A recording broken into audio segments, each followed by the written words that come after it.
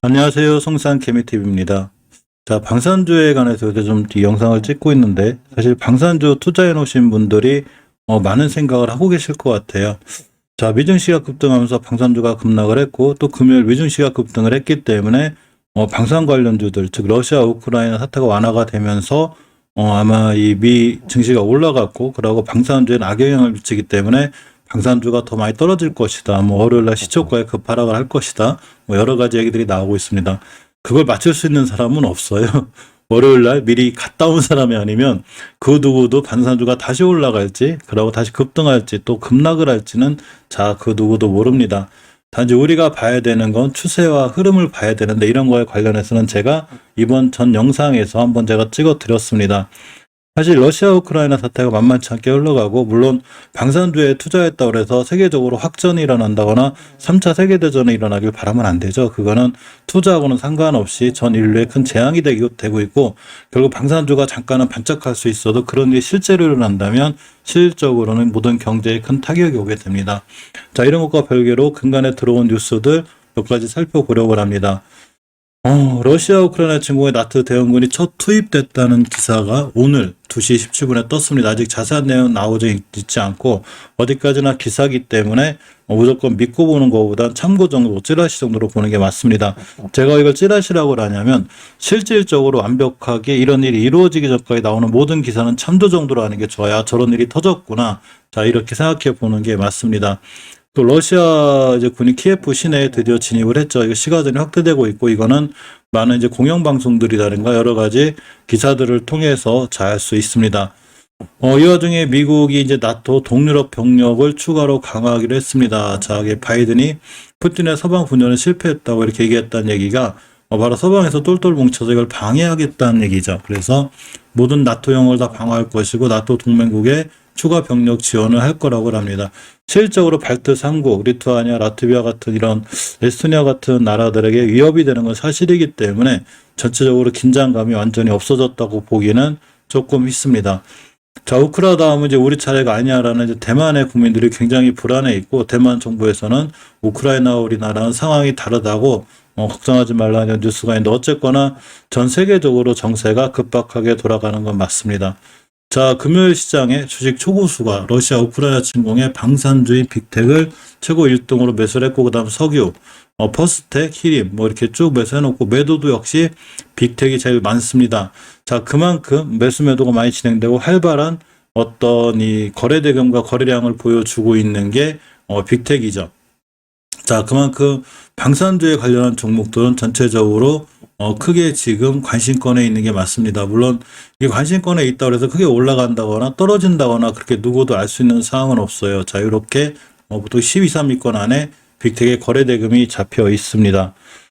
이런 상황에서 이 방산주라는 게, 물론 막상 확전이 된다거나 이러면 실제로 방산주가 더 각광을 받을 수 있지만, 그게 아니더라도 실적으로 지금 일어나는 세계 정세들은 방산주들에 대한 관심을 더 갖게 하죠. 안 그래도 그동안 큰 관심권에 있었고, 이런 빅텍이나 한일단주나 이런 방산주들이 이치가 엄청 높은 고점에 있는 게 아니죠. 이런 데서 만약에 어떤 뭐 협상이라는 개념이 나오면 어쨌거나 급락할 수 있겠지만, 벌써 많이 높지 않은 이제 월봉 바닥에서 거의 탈출하는 이런 형태들을 갖추고 있어요. 또 하나가, 이런 방산주들은 실적도 상당히 좀 좋게 나오고 있는 게 사실입니다. 주식에서 실적은 꽤 중요한 부분을 차지하기도 하죠. 자, 러시아 상황을 잠깐 다시 한번 보면, S&P에서 러시아 신용 등급을 정크로 낮췄습니다. 무디스도 강등하려고 지금 하고 있죠. 실적으로 러시아 증시가 급락하고 있죠. 무슨 일반 종목도 아니고 뭐 15%, 30%씩 떨어지고 있기 때문에 거의 러시아 경제가 굉장히 불안한 상황이고, OECD에서는 러시아 가입 협상을 공식적으로 종료를 했습니다. 전체적으로 다 손들 치고 나가는 이런 분위기죠. 자, 근간에 이제 우크라에서 러시아가 철군하려고, 이 철군을 좀 하는 이런 어떤 이 유엔에서 이런 그 투표가 좀 있었어요. 근데 이런 투표에서도 기권한 나라들이 좀 있죠. 이렇게 보시게 되면 이제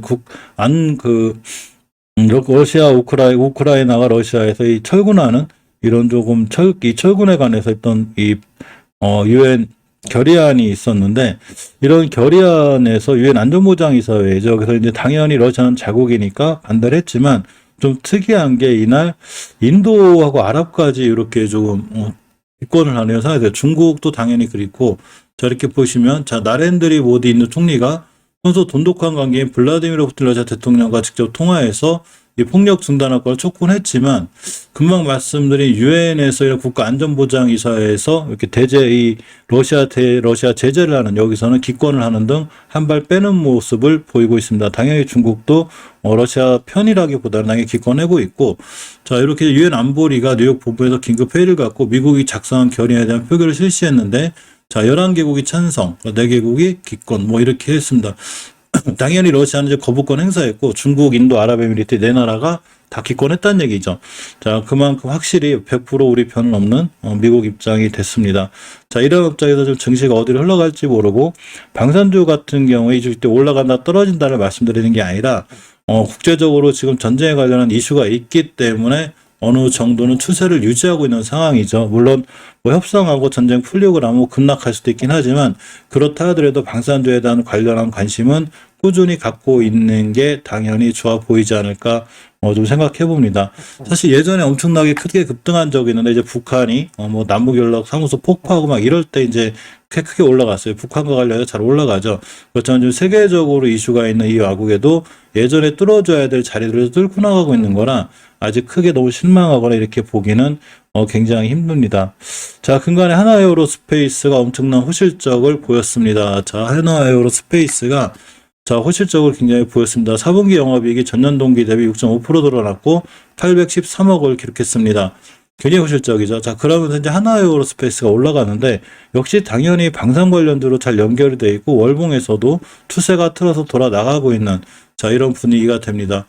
역시 방산 관련주들은 우리나라 이제 K9 자주포부터 이렇게 여러 가지 이제 무기 수출에 대한, 또 예전에 러시아가 크림반도를 병합했을 때도 당연히 무기 공급이나 이런 게 이루어졌기 때문에 하나에어로스페이스 같은 종목들도 방산 관련주에서 굉장히 큰 관심을 갖고 보는 게 맞고, 역대 최대적인 실적을 자랑하고 있습니다. 마찬가지로 빅텍 스페코도 마찬가지고, 빅텍도 올해 영업 실적이 굉장히 좋은 걸로 예상이 되죠.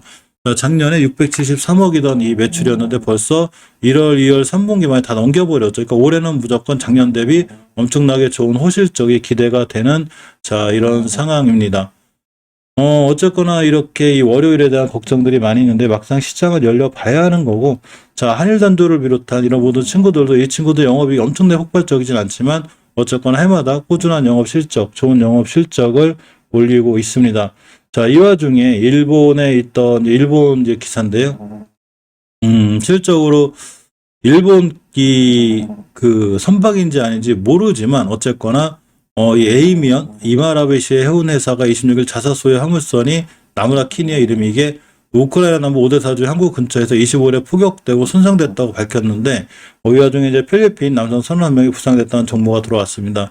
이 공격이 러시아일 확률이 있다는 유형의 기사가 있습니다. 자, 이 우크라이나 오데사 호키 이제 이 얘기인데, 우크라이나 인프라부는 25일 파나마 선적의 화물선이 우크라이나 남부 오데사 근방에 흡기해서 러시아군의 미사일 공격으로 가격했다고 밝혔죠. 이러면서 전체적으로 일본하고도 굉장히 불편한 관계가 유지가 돼 있고, 정세적으로 봤을 땐 굉장히 실질적으로 지금 불안한 게 맞아요. 따라서 어떤 이런 이 대화 분위기라든가 이런 게 이루어져서 실질적으로 뭐 이 방산주가 반토막이 난다거나 급락할 수 있는 것도 사실은 가능성을 없진 않죠.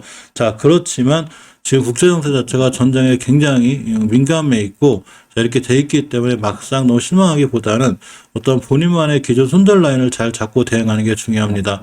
어제도 기술적으로 잘 살펴서 말씀드렸지만, 아직 빅텍, 한일단조, 스페코 같은 이 모든 친구들은 급등했다가 긴 꼬리를 달았다 할지언정 최소한 5일선 정도도 이탈하지 않았고, 빅텍 같은 경우에 월봉에서 중요하게 지켜줘야 될 20개월선을 지켜주고 있어요. 물론 이 자리를 깨서 내려오거나 출발 자체가 내려오게 되면 자, 심하게 무너질 수 있으니까 이럴 때는 비중을 줄인다든가 이 주식을 할 때 리스크 대비가 중요해 보이죠. 하지만 전체적인 정세나 흐름은 방산주가 아직은 좀 시장에서 각광을 받는 주식이 되지 않을까, 이런 생각을 갖고 영상을 마칩니다. 자, 오늘도 좋은 하루 보내세요. 고맙습니다.